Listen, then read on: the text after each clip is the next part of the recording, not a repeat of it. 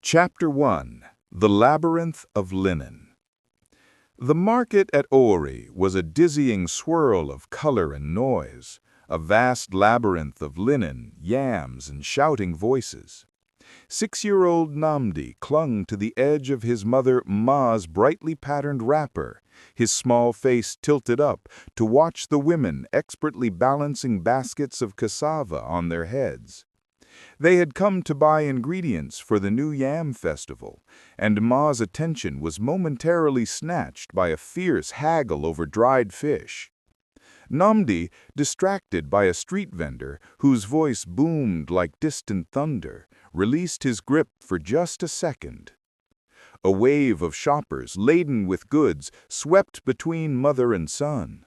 One moment, he saw Ma's red head tie. The next, he saw only the relentless backs of strangers. Fear, cold and sharp, pierced his belly. "Ma!" he cried, but his voice was swallowed by the communal roar of the market. He spun around frantically, his eyes searching the sea of legs. He tried to backtrack, pushing past baskets of bitter leaves, but the crowd propelled him deeper into the market's heart, further from the familiar path. Tears began to blur his vision. Exhausted and terrified, Namdi darted down a narrow, shadowy alleyway, seeking only silence and safety. He was now truly lost. Chapter 2. The Sacred Obi. The narrow alley spat Namdi out onto a quiet, walled compound, a place of stark contrast to the cacophony he had just escaped. This was the sacred Obi of the Eze, the chief, where the community's oldest treasures were kept. He didn't know that.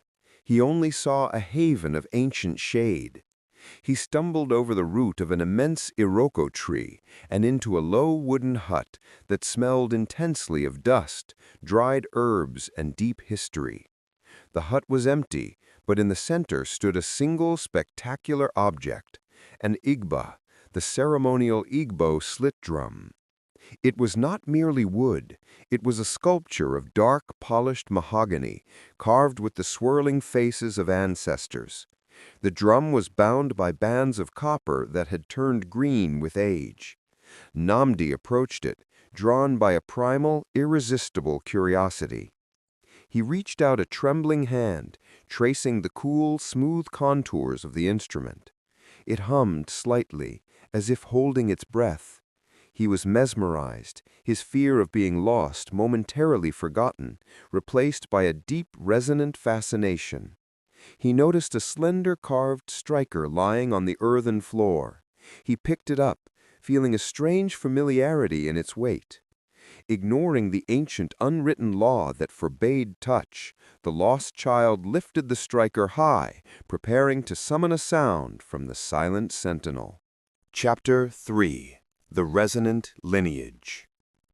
Namdi struck the great Igbo just once.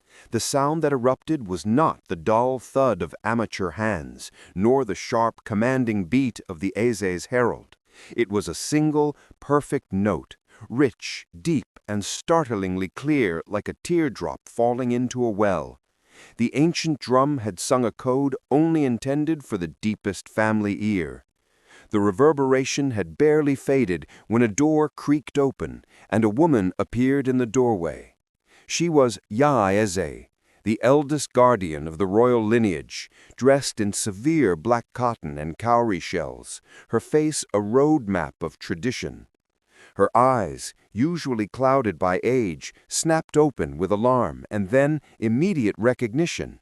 She looked not at the instrument, but at Namdi, who stood frozen, the striker still in his small hand. The boy was too young to know the drum's language, yet the sound he produced was the flawless Ozi Omenala, the message of custom, a beat only the true-born heirs of the Eze could command. Any other hand would produce a muffled, jarring crack.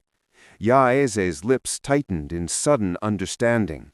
This was no ordinary lost child.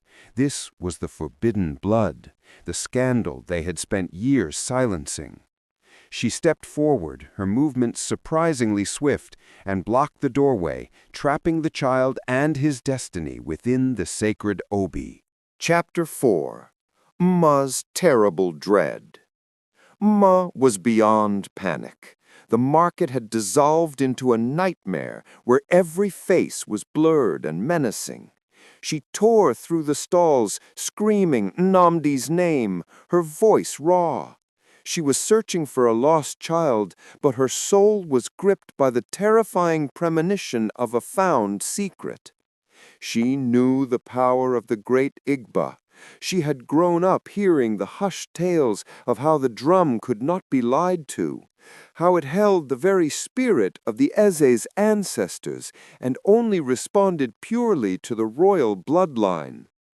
Mma had hoped her quiet life in the remote farming quarter had buried the truth forever.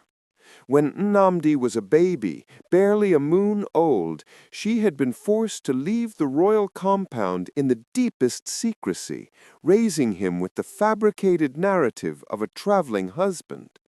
The child was not the son of the man whose name he bore.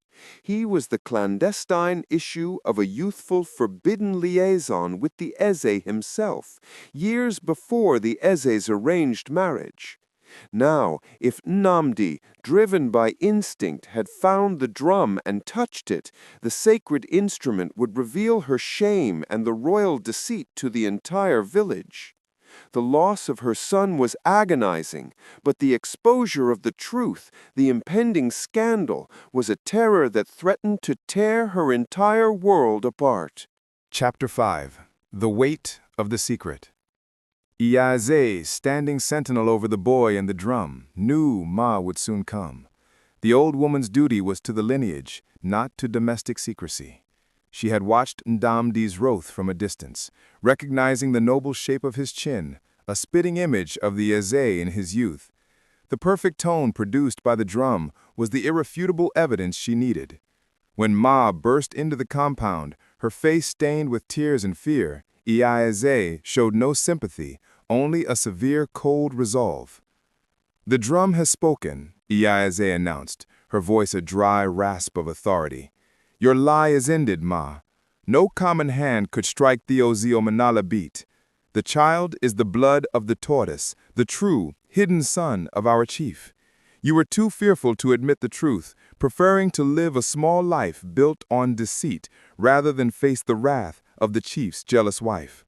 Ma collapsed onto the threshold, her hands covering her face, all pretense abandoned. The lost child was now a found prince, and his finding was the village's deepest scandal. Iyaze grabbed Ma's arm, pulling her roughly to her feet. "Now we will use the drum one final time. We will let it declare his destiny." Chapter 6. The Unveiling. Ma pleaded, her voice barely a whisper, urging Iyaze to keep the secret. "Think of the queen. Think of the Eze's name. It will bring dishonor upon the lineage." Iyaze was unmoved, her duty overriding all fear of consequence. The secret had festered long enough. She explained to Nnamdi, with surprising gentleness, that he was the key to setting things right. The Igbo was not merely an instrument. It was the ultimate, infallible lie detector of the royal house. The Eze's first wife, consumed by bitterness over her own childlessness, had placed a curse. Any child born of the Eze's other affections would only produce a sound of cracked failure from the sacred drum, thus denying them recognition. Ma and the Eze had believed the curse was active, forcing them to hide Nnamdi, believing the drum would fail him. But the curse was tied to malice, and the simple, innocent intent of a lost child's hand had proven stronger. Nnamdi, holding the striker, looked from his distraught mother to the severe guardian, utterly confused but strangely calm. He was no longer just Nnamdi, a lost child. He was the focus of the largest family scandal the village had witnessed in generations. Iyaze led them out, the path now heading directly towards the crowded community square. The time for whispering was over. It was time for the Igbo to shout the truth. Chapter 7. The Drum's Judgment. The village square buzzed with anxious speculation. The news of Emma's lost son had reached everyone, but the sight of Iyaeze, the reclusive royal guardian, leading the child and the disgraced mother toward the ancient gathering stone, silenced the crowd instantly. The Igbo was already positioned there, awaiting its moment of judgment. The Eze, stately and guarded, sat upon his throne, his face unreadable, but his eyes fixed on Nnamdi. The air was thick with the weight of generations. Iyaeze addressed the multitude, her voice ringing with the authority of the ancestors. She told the story of the curse, the hidden child, and the proof of the Igbo's resonant lineage. The scandal was now public, open for all to see. Emma stood, trembling, her faith and Nnamdi's hanging in the balance. The old woman gave Nnamdi the striker again. "Strike it, child of the Eze. Let the ancestors judge your truth. If the sound is cracked, you remain lost, a child of shame. If it sings with the Ozi Omenala, you are found, and the chief's blood is confirmed."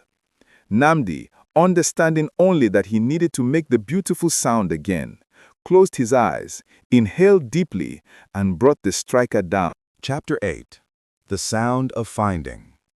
The resulting sound was not merely clear, it was transcendent. It vibrated through the ground, rattled the market stalls, and settled in the chest of every villager present. It was the sound of undisputed, divine lineage. The Ozi Omenala, perfectly struck. The crowd gasped as one, a collective acknowledgement of the drum's infallible judgment. The curse was broken, the lie was undone, and the royal blood was proven. The Eze himself rose slowly from his throne, his reserved composure finally dissolving. He walked toward Nnamdi, kneeling before the small boy. He placed a heavy crested bracelet on Nnamdi's tiny wrist, a public and irreversible declaration. "My son," the Eze whispered, his voice choked with years of buried sorrow and joy. The lost child was lost no more. He had achieved his destiny. The scandal of his birth was now transformed into the miracle of his finding. Amma, the ostracized mother, was pulled forward by the Eze, accepted back into the royal compound under the protection of the undisputed heir. The Igbo, the majestic drum, had not just found the lost child, it had elevated him from shame to prince. His goal was complete. Nnamdi was found, and the drum had delivered him home.